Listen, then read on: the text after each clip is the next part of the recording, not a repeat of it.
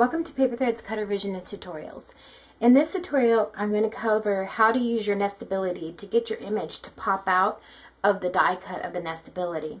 My good friend Amy emailed me this week and said that she didn't understand how I had done it on this layout from my 52 card Christmas project that I have going on. And so I figured I'd go ahead and throw this in a video for everybody to look at so you can see how I got this effect with my nestability. Before I do that though, I want to go ahead and share with you how I store my nestabilities. Basically, I took a blank sheet of magnet paper. You can buy Avery magnet paper in packs, I believe, of 10 at your office store. And I ran them through my 9-inch Xyron machine. I ran the full sheet through to make it sticky on the back. And then I stuck it to a piece of chipboard to give it some firmness. And then I took my dies from my nestabilities, and because they're metal, I stick them right directly on to the magnet sheets that I made, and on the back I write down what the nestability is so that I know exactly what that nestability is on that plate. And then I can store them all in a small container. You can see I have quite a few different ones in here, and I can store them all in here, and they're easy to access and easy to get to. So for this tutorial, I went ahead and used one of the flower templates that kind of looks like a poinsettia. Since these are Christmas cards, I went ahead and used this one. This is called the Blossom 2.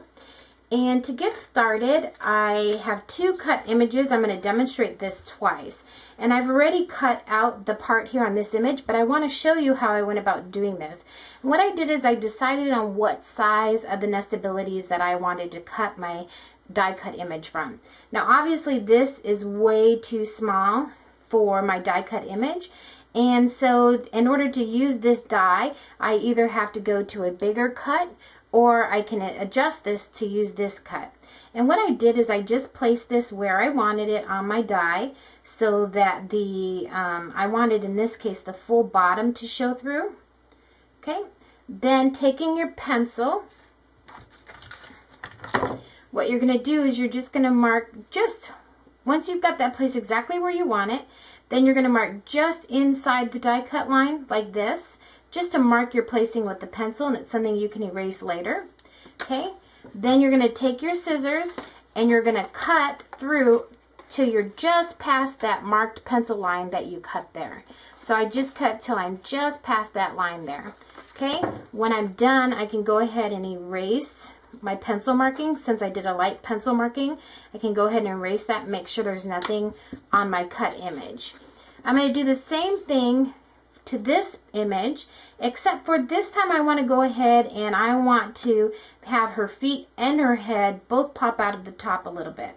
And so I'm going to go ahead and place this where I think it looks the best, and I'm going to mark that in those placements. Okay, and I already cut the bottom out till it just went past that marking there. You can see where I cut it out just enough to go past it. And then I'm going to go in here now on the top head part, and I'm going to cut just past that.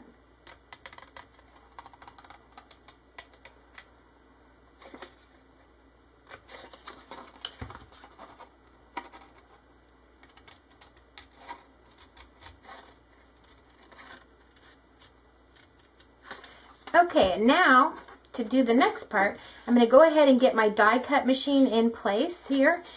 Once we have our cuttlebug in place, we're going to go ahead and use the A plate for this and the B plate, and then we'll use another C plate on top to create our sandwich.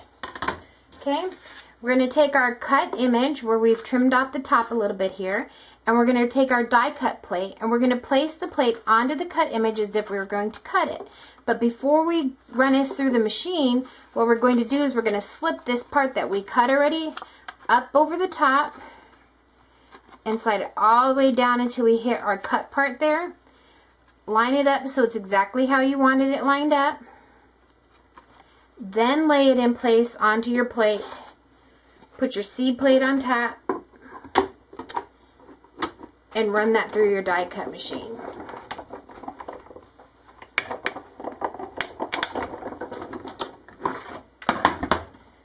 And what you end up with is you have your die cut shape, but you have the top of the shape sticking out of the top, or the top of your stamped area sticking right out of the top there. Okay? And we're going to do the same thing now again, just to demonstrate it a second time, using the other image. But remember, on this second image, I cut both the top and the bottom of the girl. So when I place this on here, I need to slip the bottom feet through and line that up. And I'm going to have to fold this just a little bit. I'm going to have to bend it a bit to place the top part in there. Okay, so I have the bottom feet and the top part sticking out of that template there. And I'm going to make sure it's lined up where I want it so that the die cuts on both sides is fairly even for how I want it to look. Add the C plate to the top and run that through the cuttlebug.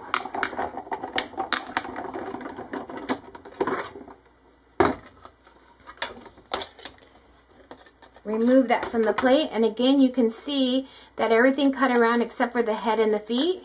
When you pop this out, your head and the feet look great. And that's it. That's how you make a pop out of your template. Once again, thank you for watching Paper Threads Cutter Revision Tutorials. We'll see you next time. Goodbye.